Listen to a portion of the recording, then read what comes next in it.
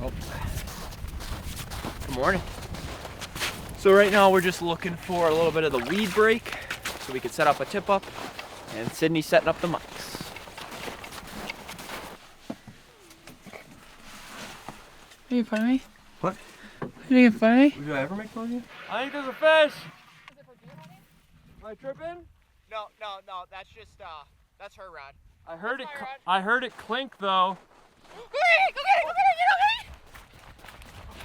Oh, it's going down!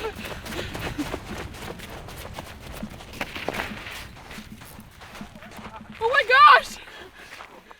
Oh yeah, pike. Yeah! Is that your first pike ever? No. Oh. It's a little guy. It was full. Elvis. We almost lost the rod on that one. We were not set up, and Sean, who's behind the camera, said, "I heard something click," and I look at our three dead rods, and they're all still set correctly, but she left the rod in the water with a minnow, and that is... I had no hope. This guy definitely had to be swimming by and gobbled him up because we weren't seeing any fish on the sonar. Giant pike. A giant pike. And where are we at? We are in central Wisconsin. This is Mike the Pike, and welcome to Outcasts Podcast. Bam. Wait, what did you say? You say we haven't seen anything? We've been here for 2 minutes. Well, I mean, we've been here for like an hour. Yeah, true. Okay. I just drilled this hole though. We have 3 rods set up, and we're drilling some more holes. Going for a nice stealthy release. Mike the Pike. There he is. He's still there. And there he goes. And that's what he's living in right there. Fish love weeds. Well, dang, we should have to do a tip up here. Screw your setups. My setup was the best. It's just also because this has a smaller minnow on it. I have a little bit bigger minnows on. Oh, yeah. Is that what it was? Yeah, that's what it was. Yeah. I think this one's about 6 feet off the water.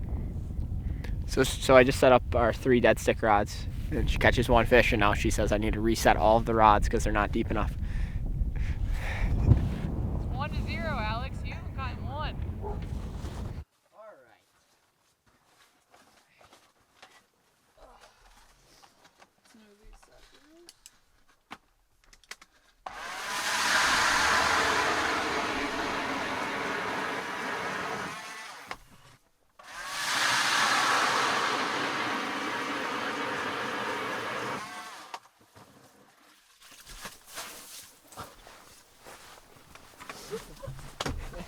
You want to get the snow out of the hole. Okay, I gotta go get another battery. Oh my gosh! For what? The Garmin died. The Garmin just died. Give me one. I'll literally be back in 2 seconds. Yeah, buddy. All right, guys, welcome back to Outcasts with Alex and Sydney. It's been a while.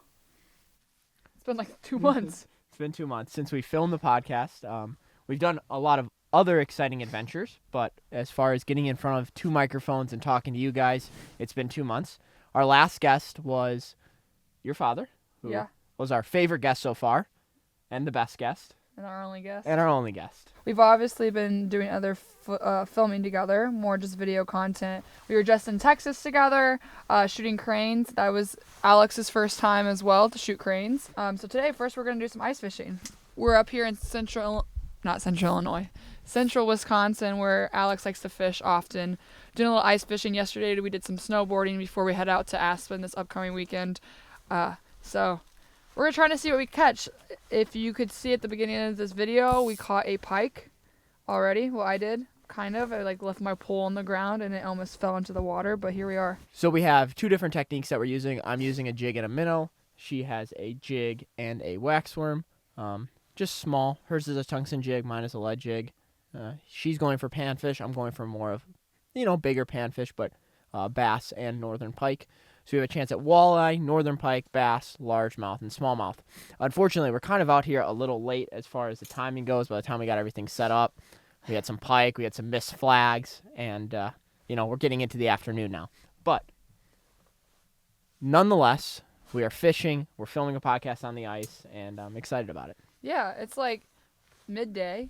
Best time to catch fish Oh. Oh. Oh. Oh. Oh. Bet she's a perch. Oh, you're going to get hit. Did you have one? He just nibbled it. Hold on. It'd be amazing to start the podcast off with a fish. Silence, everybody, for the fish.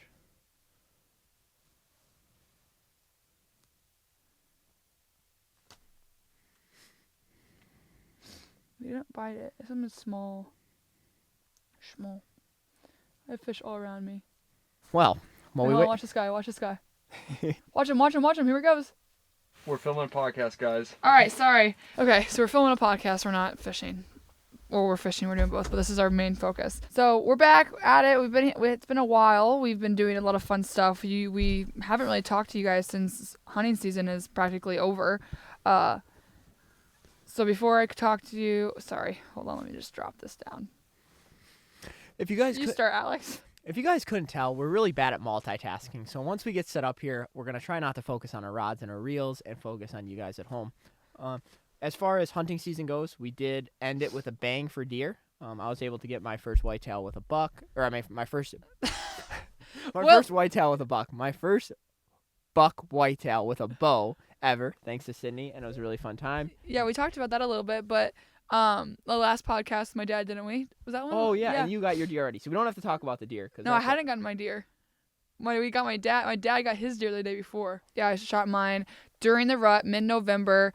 It was awesome. Bullwinkle, wasn't even after him. Every year, my dad and I switch bucks. I think I've talked about this so many times, but last year, also, I'm like not sitting like a girl, have my legs spread wide open. So I shot Bullwinkle, was just my dad's buck that he really wanted.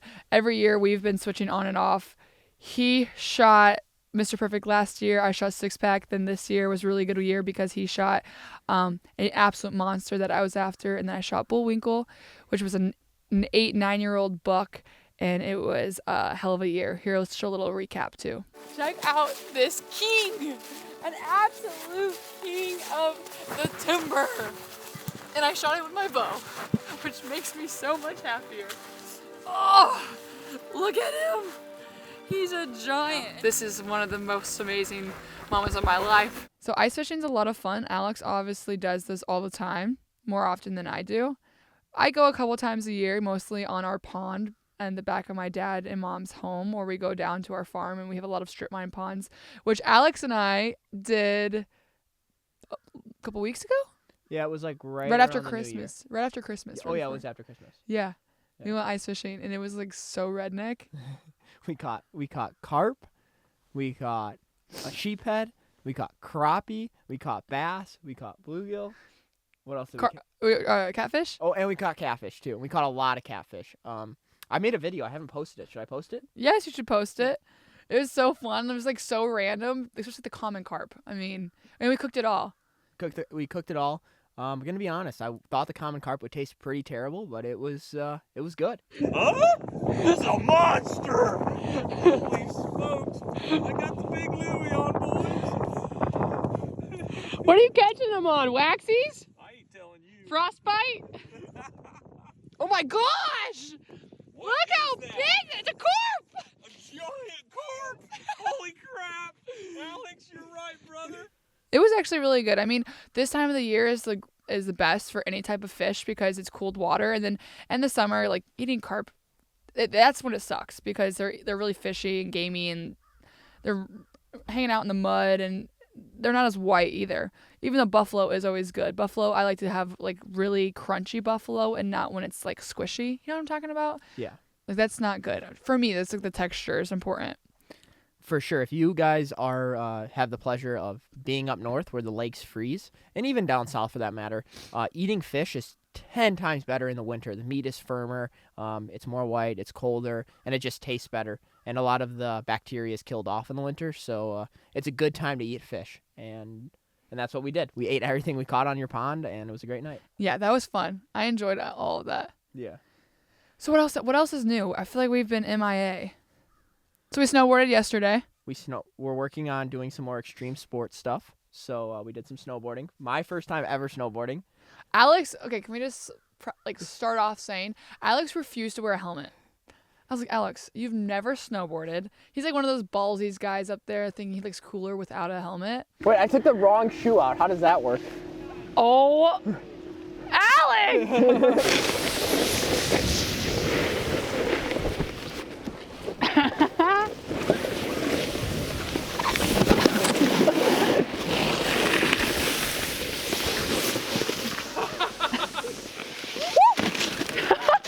No, you are all good. What a day.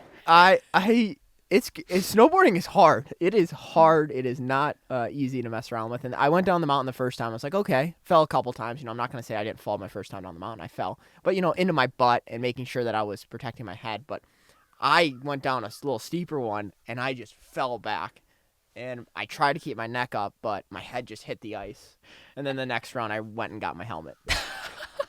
I haven't snowboarded since I was in high school, so I was a little timid at first. And we were just in Wisconsin, so Wisconsin is nothing like Colorado. And since we're going to Colorado next weekend, I didn't want to start off in Denver or in Aspen and absolutely die, even though I almost did die in Wisconsin. And he witnessed that all too. That was a pretty gnarly fall. If you can imagine, just powder everywhere. Like the fall hits, and then just a cloud of powder. And some somersaults, some head hits, and it was pretty hard for her to get up. Like she got up very slowly. Yeah, I think my ribs are bruised, but we're here. We're back at it next day. I can't move my neck very fast, but it's okay. I thought I broke something and that my career was over. I heard a crunch, but it was just Sean's goggles he lent me. Totally broke, but it's okay.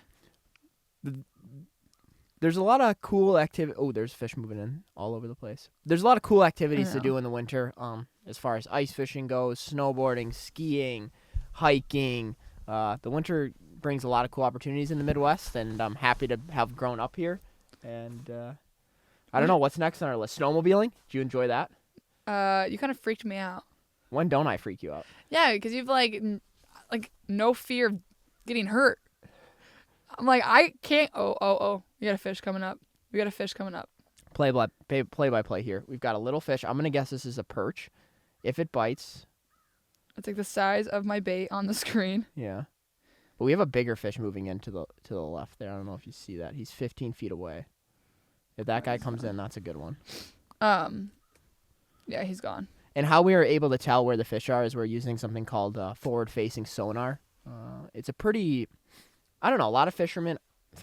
I think the reason why a lot of fishermen kind of talk crap about it is because it is super expensive, and it also it makes fishing easier for sure. There's days where you use it, you don't catch anything, obviously, but you're able to actually scan in front of you. And if you saw in St. Clair, a couple of the fish that we caught, the smallmouth was actually, I was casting to them and seeing them on the sonar and then actually hooking them. It works really good for cold water because the fish are moving slower, so you're able to scan, kind of see schools of fish. And that's how we caught all the channel catfish at her lake, was we were able to scan the whole pond. There's not a lot of structure, and they stick out like sore thumbs because they're elevated off the bottom. Yeah. And that was a really tough, strip mine pond to fish, too. So it's every year we ice fish it to see if we catch anything. And it's super tough, mainly because there's big, 16-inch crappies in there that we really want to target. And we only caught one crappie. None of them went off. We have 3 poles outside of this hut that's... set up to catch a fish too, so that's why we keep looking to our left and right. It's called passive fishing, passive income fishing out there, and we're just hoping one comes by and we get to reel it in. Yeah, for sure. I feel like I need to get groove. I need to move this though, so I'm not so awkward. Okay, sitting. Why don't you put your one foot in? Okay. And turn. This is just so hard for me to You don't like this? Let me find. I feel like this is the answer because now we're kind of looking at each other too. Yeah. This lake is not known for the exceptional fishing. There is some decent sized pan fishing here, but we're more out here just to have a good time and film this podcast. So hopefully something crazy happens. Yeah. So Alex, is there anything new in life that you want to tell everybody? I mean, I'm just throwing that out there. I don't know. Yeah, I'm expecting soon. Yeah. Yeah. Yeah. Do you want to tell everybody about it, boy or girl? I'm more of the kind of person that doesn't want to see the gender yet because, there's a lot going on in the world where I feel like it's not politically correct to say the gender right now. But it's coming in 10 months from now, and hopefully we'll be able to show it to the viewers at home. that was a joke because it's 10 months from now, so I'm going to impregnate someone in the next month is what I'm going for. I got a fish coming in. Oh, Oh, that's he's a on good top one. of me. That's a good one. Lift up. Oh, yeah. Yeah. Go, go, go, go. I don't have a fish. Yeah, you do. I do not have a fish. You had one that whole time. I never had a bite. Stop telling me what to do. I know what it feels like. There's a fish going down right now. You hooked him. See him going down? There's no way I hooked him. You hooked him. It was a small perch. You dragged him all the way up to 8 foot. There's no way. There's absolutely no way. One also thing that's exciting in my life that just happened was I was able to go down to Texas to go fishing with a good buddy of mine that I haven't seen in a while. Oh, yeah. Yeah, I got to see John, and I got to see Brackley, and I got to see Grant. How could you forget poor Grant? You kidding me? I did that for dramatic effect. Oh, good, good, good. He's going to be watching this be like, yeah, put a picture of me up there. But it was good seeing all those guys. I haven't been to Texas in almost 2 years, I think. And we fished the quote-unquote best bass fishing lake in Texas. It was really tough. I didn't make a video out of it. Maybe I have some clips that I can make something out of. But it was not what we were going for. But it gave me kind of some just good old-fashioned friendship that I needed. And it's good to see your old buddies sometimes. Yeah. Life gets crazy. Like, you spend so much time with a person, and then all of a sudden you kind of just separate from them, and it's hard to catch back up. It's kind of like when you go to college. I mean, obviously you went to college for a year, but like you had that Year and a time. half. That was like your college, is being with all your buddies, making YouTube videos and just traveling everywhere. And then you guys all like got a little older. My jigging is doing well. So yeah, it was good to see them, and No, back to like what I was saying. It's just like we get older, we prioritize different things now. And that's with everybody nowadays. And it's so hard to make time. Here comes a fish right on top. He's right on top of me. Oh, he's right there. Oh, I scared him. I think I landed it on him. he's a little guy. Little guy's scared of the jig. He's coming back. I'm not gonna give you any advice, but I would have some advice right now. You want advice? No. Okay. Yeah, hold your tongue. I will. How many misses you got until I get that little rod? Yes. Okay. That look. Hey! Hey, we're cleaning this guy. Just kidding. This is what you'd call a perfect bass bait right here. If we were open water, I would tie him onto the dorsal fin, which we still could do that right now and just drop him down. But dorsal fin and just throw him out there and see what you catch. Also, you could cut him up and use him as catfish bait. But today's his lucky day. There he goes. Check your local fishing regulations before using any sort of fish as bait, but it is a very good tactic to catch fish out of the lake and then use that as bait because you're matching the hatch. Yeah. It's so frustrating. Okay, so that's a good topic to like hit on is you never know the laws in other states because every state is different on fishing and hunting regulations. So you always want to make sure you know like what kind of permits you need because one state you might need a permit for something and the other you don't. Yeah. It's kind of like in Illinois, which I don't know like other like Wisconsin or anything, but Illinois you have to have a hunter safety course to hunt, to have like a hunting permit. And then when we go to like Oklahoma to duck hunt or to waterfowl hunt, you don't need a hunter safety course, which is mind blowing to me. But that's just the law, so it's really interesting. I don't know if it's the same in Texas. Do you know? Texas, you need hunter safety in Texas for Okay. sure. Yeah, Oklahoma, no, you don't. Because I was worried. So last year I took Doug's, so Coach Doug's from Barstool, duck hunting, and we were literally almost to Oklahoma, and I was like, oh my gosh, did he take his hunter safety course? And so I called up our friend Mac, and he's like, you don't even need one, which is crazy, but I have another fish on top of me. It's a little bit bigger too. I got one on me too. Ooh, They're little. they're little. So typically if we weren't filming a podcast, we'd be moving like outside the windows. Anything go up? Nothing's out. Yeah, we would be moving around trying to figure out like where there's some fish, but we've got only a little bit of time because she's busy with lots in her life, and she can only make so much time for me. So tomorrow, actually, Sean and I are leaving for Oklahoma. We're going to Tulsa, so we're going to duck hunt with our buddies from Crash Landing Outdoors. So we've been going there. Been going there the past 2 years, so this will be my third year with them. I'm really excited to get some waterfowl down. We didn't really waterfowl hunt a whole bunch this year. Me and you shot some ducks maybe the second day of opening day in Illinois. Shot our limit of wood ducks. That was the same day that my dad shot his buck. And then I duck hunted a couple more times, goose hunted a couple of times, and then that's about it. So Archie Bradley and Mac Moncton are the owners of Crash Landing. So they started it up. I don't even know how long ago it was, like maybe 6 years ago. Don't check me. Maybe check me on that. I don't know. So Archie is in the MLB, plays for the Angels, where I think it was a 1-year contract. So I don't know where he's gonna go next. He's a good pitcher. And then Mac actually is in like sales, so he's in medical sales, but he also does Crash Landing. So they're really good duck hunters. They also have some great guides. It's actually private now, but they also have great content. So check them out. But we're gonna be there this week. With actually, I think a big group of people. So I think John Langston's gonna be there. Some guys from Migra. I don't know. It'll be fun. I'm pumped. I'm ready to shoot some birds out of the sky and get some greenheads on the ground because I haven't really hunted at all, and it'll be pretty fun. So we went to Arkansas. Yeah, I need to do like a huge. That's a big fish to the left. Oh, that is a big fish. He kind of came in and checked me out a little bit, but he wasn't. Oh, is he turning? Oh man, that's a really big fish. That's a nice fish. He kind of came in and checked me out, and You got someone coming to you right now. he wasn't liking what I was giving him. So that happens to me a lot. So what else has happened this month? We've been MIA. Okay, so we got Bullwinkle got down. That was my big buck. I'm really pumped. I went to Texas. We just came out with a Texas video, so go watch that. But I shot 2 bucks. My first time hunting deer in Texas. I've been hunting since I was little down there. Shot a turkey, shot a bunch of hogs, a bobcat, coyote. So it was a blast. And then we were there for literally 4 days. So 4 days of hunting, and it was all free range. We were there during the rut, like literally peak of the rut, which was so much fun because we were rattling the deer in. And so I've never shot a buck coming in on the rattles, like running and shooting. So I was a little timid, and I actually had a buck run right up to me. I should have probably shot him right through the chest, but I was waiting for him to turn. That was the first buck that ran into me. He was a really, really nice Texas deer, and I didn't get a shot, so I'm pretty bummed out. But it was so incredible, and I love Texas. Like fishing, waterfowl hunting, deer hunting, hog hunting. Like you can hunt all year. Crane hunt, yeah. You can hunt all year round in Texas, and that's probably my favorite state in the whole wide world.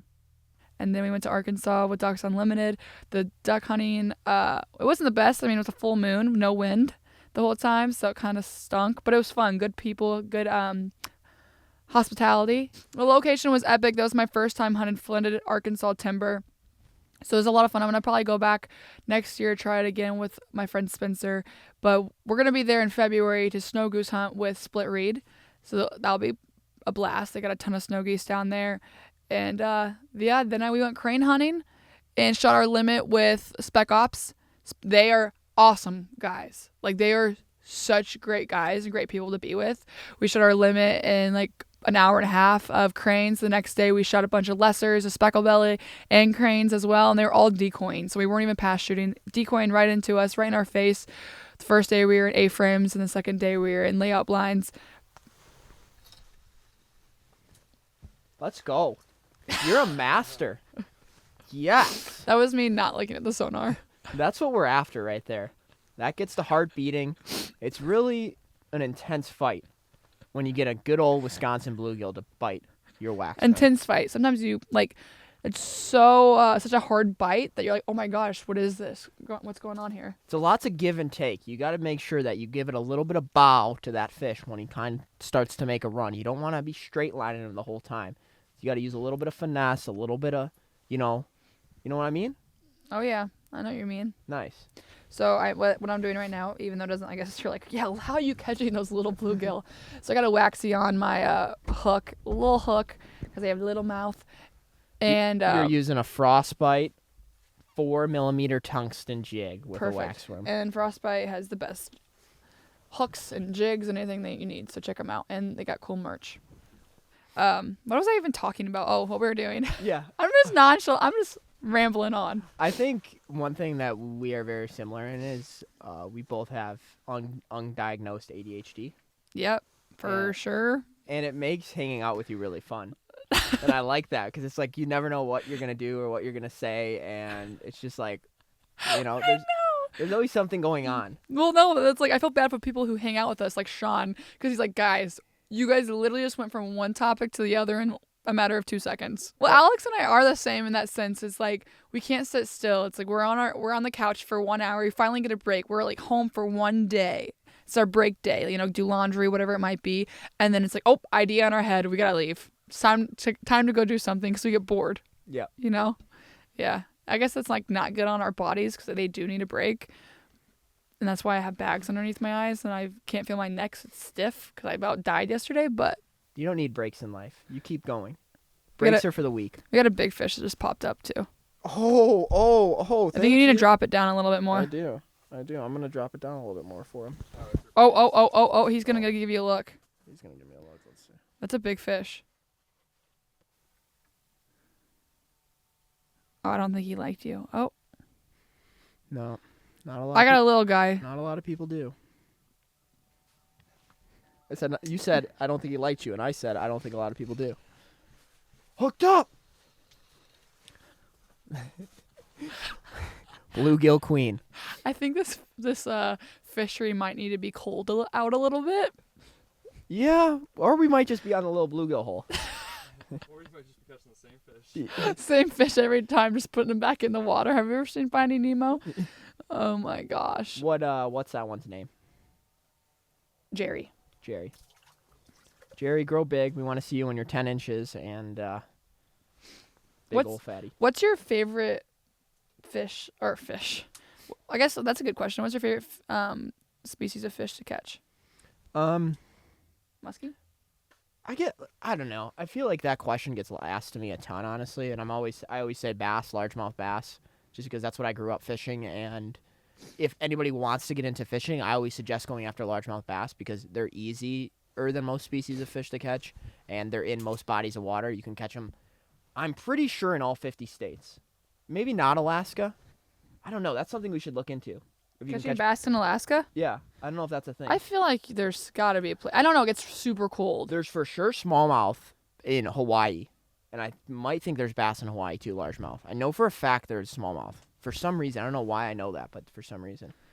Anyways, if it was, I always tell people bass. But if I was to go off the bass topic just to keep it mainstream, I would probably say muskies because muskies are pike just because they're big, and I love when they eat it in the figure eight, and I love the chase and how at any moment your whole day turns around.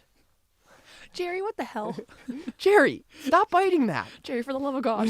Okay, there's a school of these little bluegills because I'm literally dropping it right at the bottom, then you can just see them all come from the depths. Oh, there it is. So muskies, and then through the ice species to catch, I love targeting suspended crappies just because you could see big schools of them. The catfish was really fun to catch with you because of how big the schools are. But I didn't get like a thrill. I mean, cool, we were catching catfish and they're really good eating, but like the crappie, just when you catch, they're so hard. Like it's hard to catch like a big crappie. if you guys watch, if I end up posting the video that I got to finish a couple more tweaks on it. I'm trying to put some squirrel hunting in it too. With the blowgun? Yeah, with the blowgun. But if I finish that video and I post it, you should see her reaction from when she catches the crappie to all the other fish species. She just freaks out. Like, you do love crappies. Yeah, because they're one, so good eating, and two, they're it's hard. Like that pond specifically is hard to catch crappies in, but when you do, they're big.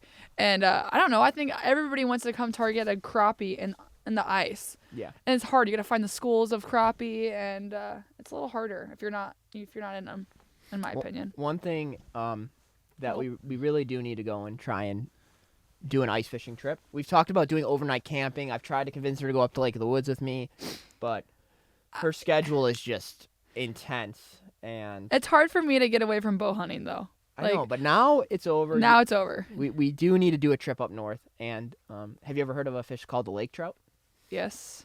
Lake trout are incredible. There's some videos online you can watch of lake trout where they just chase your bait. You fish for them in very deep water, so you're able to like really move your bait fast, and they come up and chase it. And it's a very active sonar fishing.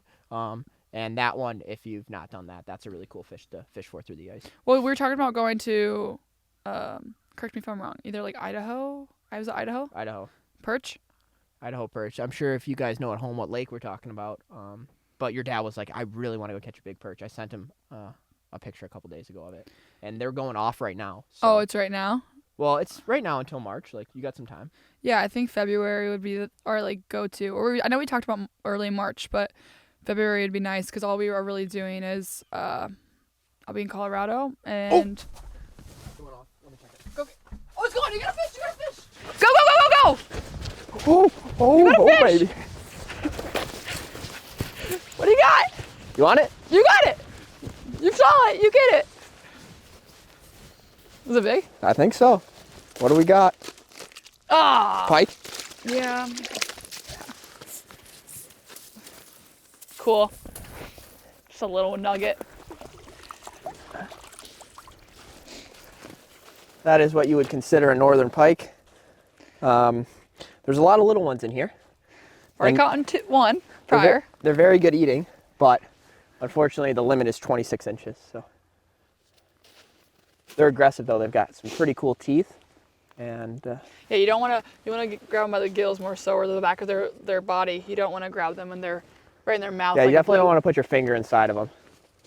Oh, ah! All right, Down the hatch. Mike. See you later.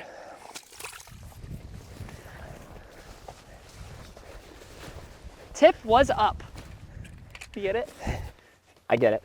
Do you want me to go get you a? Yeah, get me a minnow. So we got tip ups, and then this one has a flag. So if it gets bit, a red flag would. Oh, I thought that was a drone. A red flag will go up and be like, "What's up?"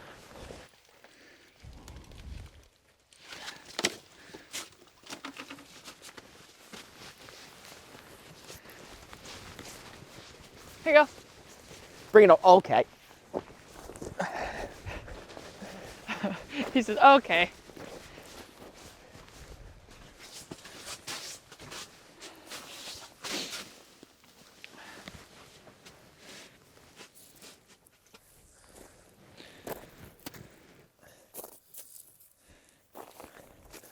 So I'm sure you guys have seen a lot of people set these things up, but essentially once you get your minnow to the right bait, or essentially once you get your minnow to the right depth, you just take this little piece of braided line that I have attached to the blank of the rod.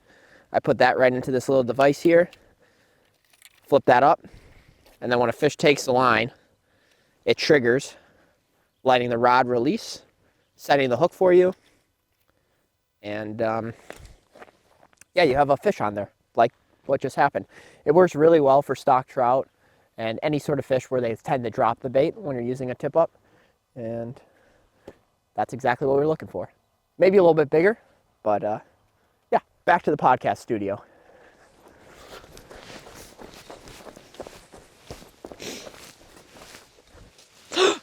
Get it out, it's a bigger fish, get it out. Oh my gosh, Ah, it's a little bigger. Dang it. that's still nice. All right, this is a good sign. We're going up in size. And the better thing about this is I've hooked my hook once with waxies. I put 2 of them on there, and I might lose one here. We're gonna get it back for you. But like, I just wanna real quickly show you guys the coloration on that fish. Just a beautiful yellow belly, and some of the prettiest fish that swim, honestly. Another fish species that I want to target is big red ears. Dude. In California or Arizona. No, I want to go to Lake Havasu. I've been there, and I was there, and they were not biting. It was a kind of a poopy afternoon. It was cold, and sorry, I got distracted. It was really cold. Storms are coming through. They were not biting. But if we went to Lake Havasu, me and you, I have a very strong, like a very, very high hopes that me and you would catch one. And I think we should go in March when we do that. I'm not kidding. We could catch a 2-pound, 3-pound red ear. That would be insane. It would be insane. So I think the like state record is at Lake Havasu. If you look it up, it's huge. Like it is. Wait, you're and saying it is or it isn't? It is. The country's record or the state? The state, but I think it might be the country. Like the world record red ear was caught at Havasu. You know where I caught a big red ear once? You should wait. Hold on. You should get your phone out and look it up. If you I don't have signal. my phone. All right, you talk. I'm gonna find this picture for Okay. you guys to see. I know there's some big red ears in the California Delta. I've fished there before and caught some on drop shots by accident, so that's a good spot. But it's cool how Sydney wants to chase these other species of fish that I'm kind of trying to chase too, and it gives us a common interest in life to go make these videos for you guys. And we've got some cool trips coming up. Is it Havasu? It's just like those don't look real. How is there a fish that's bigger than most bass I catch? Dude, pop up how big it was, but it's a record, and it was caught I think like 2 years ago. Yeah. Maybe a year ago. I don't know, but could you imagine? Like, and also Lake Havasu is super clear, and it's beautiful. So they sink. They sink. They sank. Past tense, thank you. So they sank a bunch of like I cages. think sunk might be right. They sunk. Yeah. They sink. I They don't sunk. think you can sank. I don't think it's like, hey, I sunk that. So I was 3-pointer. right. Yeah, I sunk that. Okay. So they sunk a bunch of cages for like brush piles in the lake, and you can visibly see them too. I don't know. It'd be so much fun to catch some red ear. I would freak out. I would lose my mind. And Yeah. there's largemouth and smallmouth bass in there too, so you can target other species as well. But it's a What- fun lake, and it's a huge lake. Just to tell a quick story about Lake Havasu and to give some respect and some I don't know what the right word is, but do you know who Aaron Martins is by chance? Nope. Aaron Martins, he passed away, and he was one of the greatest bass fishermen of all time. Like I've looked up to him my whole life. He is such a good fisherman, and he had a technique out there where he has a way of like, I don't know, I see this in other people too, where they're able to think outside the box. Like they see something happen. For instance, what I'm trying to say here is he saw a bass come up and eat a blackbird in the cattails of Lake Havasu. Okay.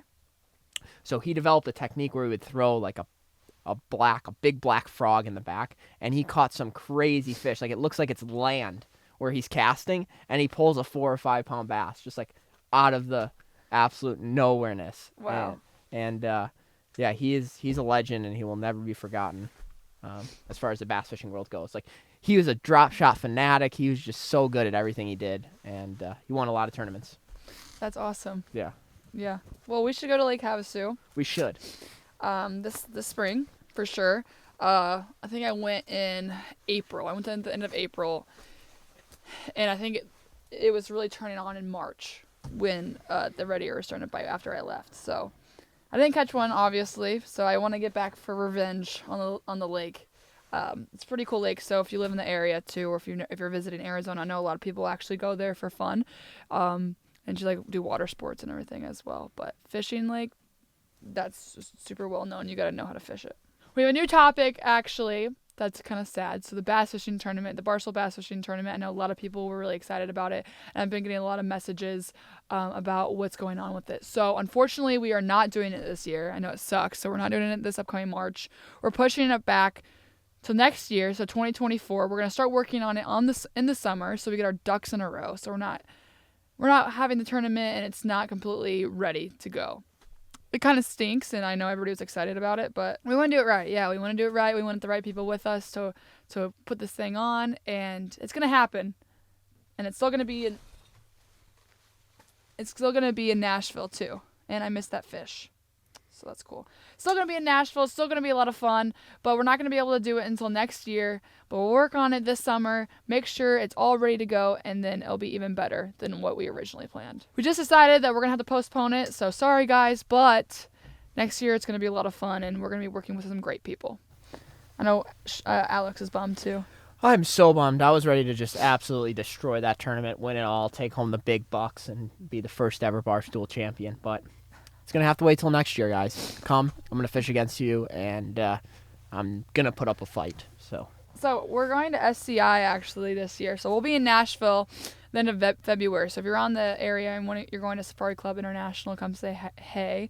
This is the year for like convention shows. So a lot of people in the outdoors, it's kind of like fishing season when you guys go to like Outcasts and stuff like that. But for archery, we have like ATA, which is the Archery Trade Show Association. People are going to like SHOT Show. People are going to like different sheep shows, and those shows are a lot of fun because you can actually mingle with people in the industry and meet some of your favorite YouTubers or outdoor television hosts. So if you've never been to one of those shows, NWTF, we've been there last year, that's open to the public. You should go, poke your head in, you can meet some people, meet some different people from different companies, and get your name out there too if you're trying to start like your own YouTube or your own TV show. So that's just kind of a tip too, and it's a lot of fun because there's just a good atmosphere and it's our kind of people.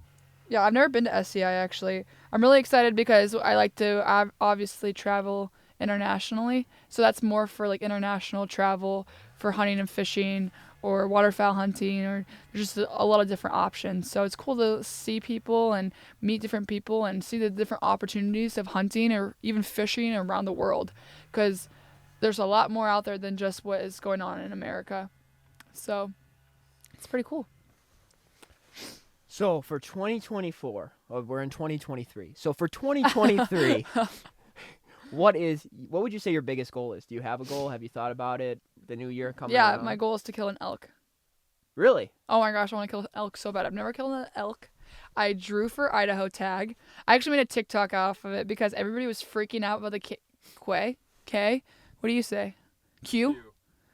Q, K, or quay?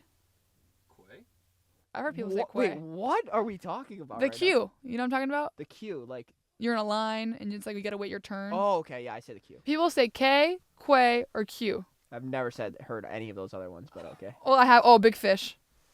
Anyways, so shut up, Alex. Wait, hold on. Come to mama. Come to mama. Come to daddy. I just threw up. She does not treat me well. You just never say. She just. So I was sitting in the queue, and it was like when this Taylor Swift stuff was going on. So when Ticketmaster was being like, whatever was going on with Ticketmaster, and all these people were in the queue waiting to get tickets. I was in the queue. I had two computers up, one for me, one for my dad, to try to draw an archery elk tag and for non-residents. So I was like 154 in line. So I got my tag and my unit that I wanted, and my dad was like 14,000 in line, so he didn't get it. But so I drew an archery Idaho tag for elk, and I'm really excited because I guess that's like some of the prime places for elk hunting. Never killed an elk, like I said, so I'm really excited.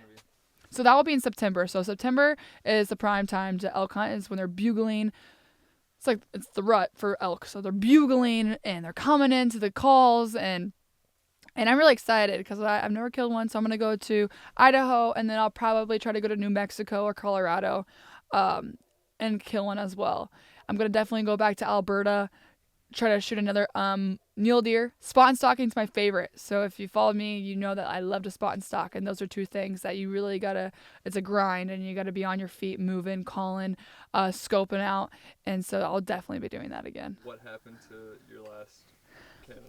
Oh, yeah. Have we talked about that? I think we have briefly, but yeah. So maybe we haven't. I had a feel like we talked about it on the last podcast, honestly. You might have, but we'll talk about it again. Funny. Yeah, it's not funny. It's devastating. My dad felt so bad. So Dad and I were in Alberta. I shot my mule deer. It was my first ever mule deer. Shot it the last day of the trip, and it was 45 yards, double lunged him. It was so awesome. So I'll paint a picture for you. I'm in these wheat fields. So I'm on my hands and knees crawling the wheat field. The mule deer went over this hill on this little ridge. So they're on this ridge. All you can see is the top of their antlers because they're both bedded down for the afternoon. So I'm crawling. So I'm on top of this hill. I'm working my way down, my bow in my hand. My dad's about 50 yards behind me, and he's kind of stopped to let me do my thing so he doesn't get caught with the big black camera. And I make my way about 45 yards. I had my rangefinder ranged them, and there's two. So there was the one that I shot, and there was one that was a little bigger than the one that I shot. So, but I was at the point where I'm like, okay, they're both great mule deer. I've never shot a mule deer. Whichever one steps up first, I'm shooting when they're broadside. So we got it all on film. My mule deer stepped up 45 yards broadside, looking the opposite direction.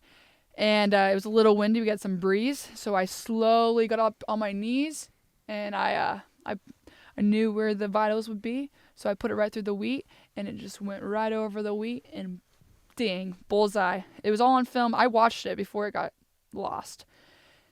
Mule deer ran 50 yards and died right there. And it was beautiful footage. We got home and SD card was gone. I can't believe you didn't dump the footage before. I when even you was watched like, it. hey. Even just a kill shot, like that shot, just boom, put it in. I know. I was like, Dad, let's drop it because we left that day too. He's like, no, we'll do it later. And I'm like, I'll never do that again. Yeah. That's why when we were crane hunting, I was like, Alex, we need to dump the footage before we go out. And he's like, come on. Everybody's like, come on. And he's like, okay, we'll do it. Yeah. It was traumatizing, but hey, like that's the first time that's ever happened to me in my 25 years of filming, and that's the first time that's ever happened to my dad. But it's a lesson learned, and it sucked, and like my dad felt really bad, and I like it sucked. That was my first mule deer, and I didn't have the footage, but it is what it is. And hey, who knows? Maybe someday it'll pop up. I'm praying for it, but it is what it is. It's not a big deal. I still had I wasn't there for the footage. I was there to shoot a first mule deer with my dad and have fun and do it and actually like be able to achieve it. And I did it. And it was like, I'm not salty about it. I don't really care. I'm happy. You gonna bring your producer next time? Maybe. Maybe we'll come back with the footage. But Well, you that's learned. okay. You learned a lesson. the- I've lost the lots thing- of footage. yeah. I've lost lots of footage in my life. Yeah, I believe that. Just hard drives corrupted, lost SD cards. There's so many different trips. I don't know. My old camera guy would probably have some stories because I feel like. Oh my gosh, that was a bigger one. I missed it. Keep going. Can Sorry. you please focus? Like we have only a certain amount of time out here, a certain number of hook sets, and you just let the biggest fish get away. You've only caught one fish. That was a 7-inch bluegill. SMH. But yeah, I should call up my old cameraman and get some stories. I feel like we lost so much footage. Mostly I would lose it and then I would freak out and but I don't have a particular Were you story. mean? Was I mean to Sobe? Was it Sobe? That's what I was thinking of. Were you mean to him when you would lose it? I feel like I definitely freaked out on Sobe quite a few times. I don't know if I would consider mean, but I would intense. Not understanding how to deal with people at that age is probably. I feel like just such a different human than I was when I was 19 or 20. 21, Yeah. You know, like I just don't even feel like the same person. Yeah, but you're also like trying to start your career, so when it goes wrong, it's like, oh my gosh, I needed that footage. Yeah. You know what I mean? But then like you start to chill out and relax and be like, okay, well now, And I now I can't freak out. I'm like, I get mad, but like when I get mad, I just am like, I'm more quiet until it's like bubbles up, and then I'm like, whew. But I know it's just I've it's seen just a high stress job. That's what it is, because it's like you need that footage to actually make a video. Yeah, it's really nice now though that my career is in the dumpster, so I don't really have to worry about it, you know? I was thinking that for you when you were talking about it. Yeah, it's like it's in the dumpster fire. I'm losing everything I ever worked for, so it's not like I have to get upset about it now. Yeah, that's a good mentality. Yeah, for sure. I have a fish sniffing my bait. I think it's about a 0.1 pound bluegill. I will say, just to talk about ice fishing for a little bit, just to get kind of on the topic of us being out here. I've said this before, but I love the fact how you could just have so many people on the ice. Right around us, there's probably 15 houses.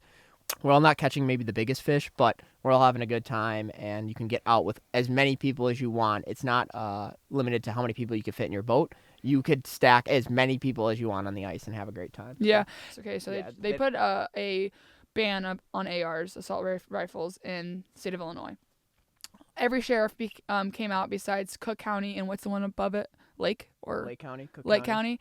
Those sheriffs did not, like, they supported the new law. Every other sheriff in the state of Illinois, in every county, said that they were not enforcing that law because it is against our Second Amendment, which I agree on. But that wasn't the one I'm talking about. I'm talking about the one that Pritzker signed, where second-degree murder and looting. Yes. you could like Trespassing is a weird one because you're able to now, which I wonder how this works when it comes to ponds, because obviously, like, I tend to find some places that maybe I shouldn't be fishing, but supposedly if you're on somebody's property now and you're like in a business or something, It's a big fish. and you come and file a law to try. Oh, that is a really big fish. Hopefully this happens so here. yeah, go ahead. But what I was trying to say is they won't remove them from your premises. You have to use willing force to remove them. People aren't united anymore under one nation. It's more like side versus side and all of these different things that I think are destroying us when in reality we should be working together and not letting second degree murder be non-bond. Here we go. We're hooked up. And just everybody going ice fishing. Yeah, everybody goes ice fishing. I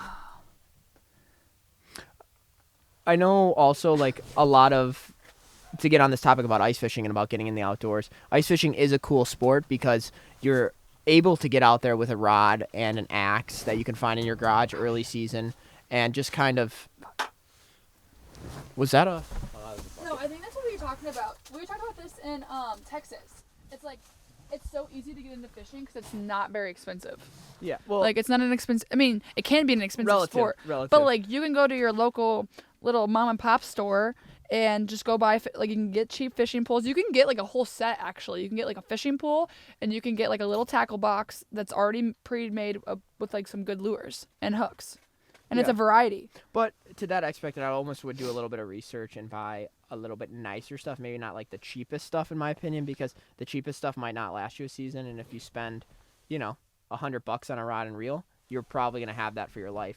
I don't think you need to be, like, spending an arm and a leg for sure. Like, it's like any other activity. Like, don't spend a ton of money unless you know for a fact that you want to stay into this sport, which I guarantee that once you catch your first fish, you're going to be hooked for life because it's just so much fun and it's a great adrenaline rush, especially when you're after a specific species, like a largemouth bass or a 14-inch crappie.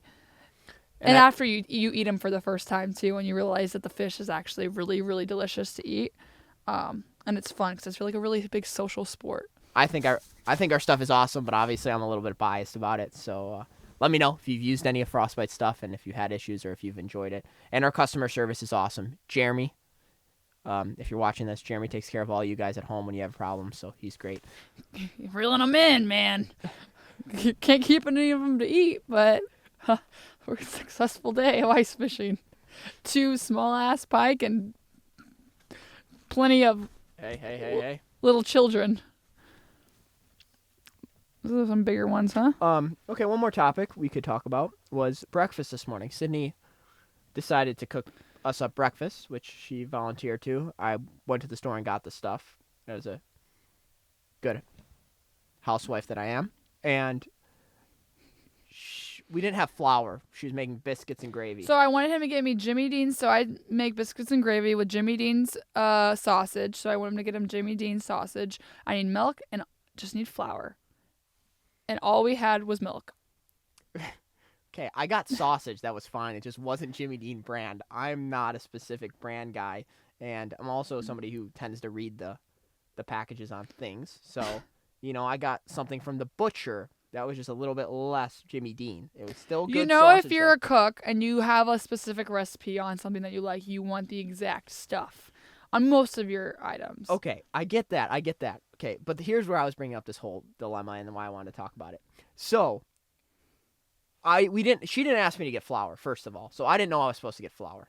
We're staying up at, the lake house here. So there's no flour, which is surprising, honestly, because my mom does do a bit of cooking. I'm surprised we don't have flour. We don't have plain flour, but we had pancake mix. And if you look at pancake mix, it's mostly flour. Like, it's flour. That's what it is. You add water to it. It's flour. She cooked it, and she said it was the worst, quote unquote, the worst biscuits and gravy she's ever had. It tastes like pancake mix. Hello? What's wrong with sausage and pancake mix? It's like, it's good. That's what you eat, sausage and pancakes. Do you ever, it's not cooked pancakes. Do you ever think of somebody, and you also need more ingredients. Also, do you ever think of somebody who, like, eats pancake mix raw? Have you ever heard of that? Ooh, I can't wait to eat the raw pancake mix. Wait, so you eat flour raw? No, but the flour doesn't have as much taste. So you taste the gravy and the milk and, like, the grease. The flour is just going to make it thicker. The pancake mix has more than just flour in it. Okay, here's why I brought this up. I just want the comment below to ask anybody if they've ever made biscuits and gravy with pancake mix and if it tastes any good. And yeah, I bet the only comment will be from, like, a 9-year-old little, like, boy. I tried that one time. Anyways, Oh it was my a funny gosh. story that happened this morning, and Yeah. We still need a topic though. We need a banger title. Give me something. Ask me a deep, dark question. What do you want to know, Sid? Are you still friends with everybody from Guggen? Is there anybody that you're not friends with? Friendship's a weird topic. And there's deeper friendship ranges. There's a scale when it comes to friendship. For sure. Somebody where you talk to them regularly, somebody who you have a conversation with a year later, you can almost pick back up on that conversation. Yep. I would say I'm friendly with most of the Guggens per se, like the original members. Most of them.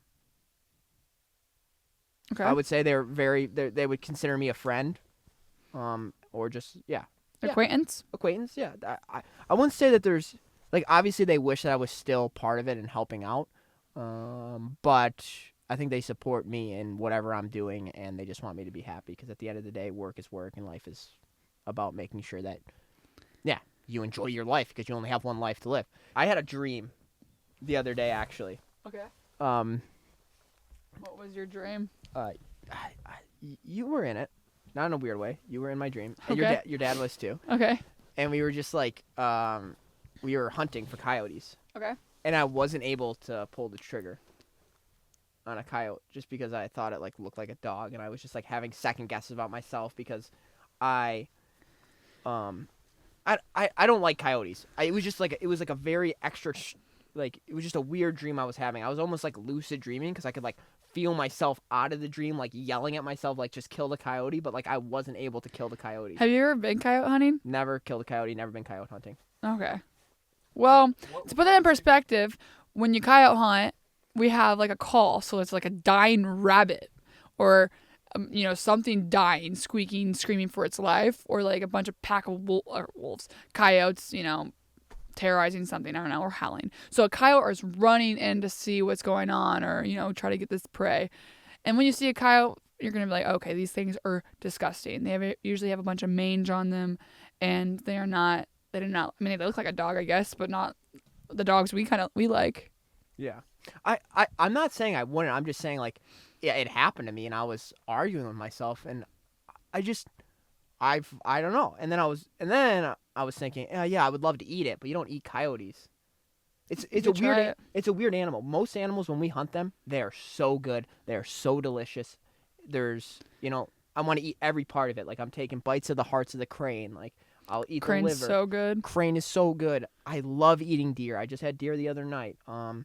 Moral of the story is, let's go kill some coyotes. I'm down. Stack them, rack them, pop them, back them, strap them. So if you have any questions about actually hunting and how it works, or like licenses or stamps or limits or anything like that, you can go to your local like state DNR, so Department of Natural Resources, and you can read up on it, or you can leave a comment below and I'd be happy to explain what I know and what knowledge I have about the topic. We have a giant. Also, some people in the comments might reply also, because a lot of well-rounded hunters also have been watching these videos. So if you want to help educate your fellow angler or fellow hunter, please do it nicely, be positive, and don't argue, because you're not going to get anywhere. Okay, guys, we do have the biggest fish of the day. Everybody be still, no feet. I think she's going to eat yours. I won't even jig.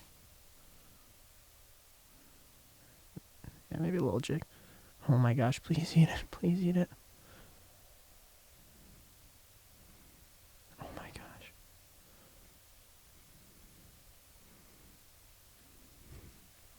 It's moving so slow. I wonder what this is. All right, let's reel them up. No, what? We just saw the biggest fish of the day. I mean, you can stay out here. I got to get ready for my Oklahoma trip. And then we are going to X Games, people. This is going to be exciting. We're going to go hit the slopes. Donnie's going to be out there. Chef Donnie, not Donnie Does. Actually, I think he was just in the Dominican, I believe, with White Sox Dave. And White Sox Dave's an idiot and drink tap water. I feel like that's not like common knowledge that if you go down like to South America, you're not supposed to actually drink the tap water. You're supposed to be Montezuma's revenge. Yeah, we had a good time ice fishing. I wish we could catch some bigger bluegill to actually keep, but I gotta get home, get packed, and head down to Oklahoma. So if you actually are into extreme sports and want to watch any extreme sports stuff from Barstool, check out Barstool X on Instagram, Twitter, TikTok, and actually we'll be posting on there too next week. So also follow along with Barstool Outdoors per usual. Make sure you like, comment, and subscribe, and check out Frostbite as well to see the rigs that we have set up here. So next time, guys, thanks for watching. Sorry we've been MIA for a while, but we're back and ready to get after it. Cheers.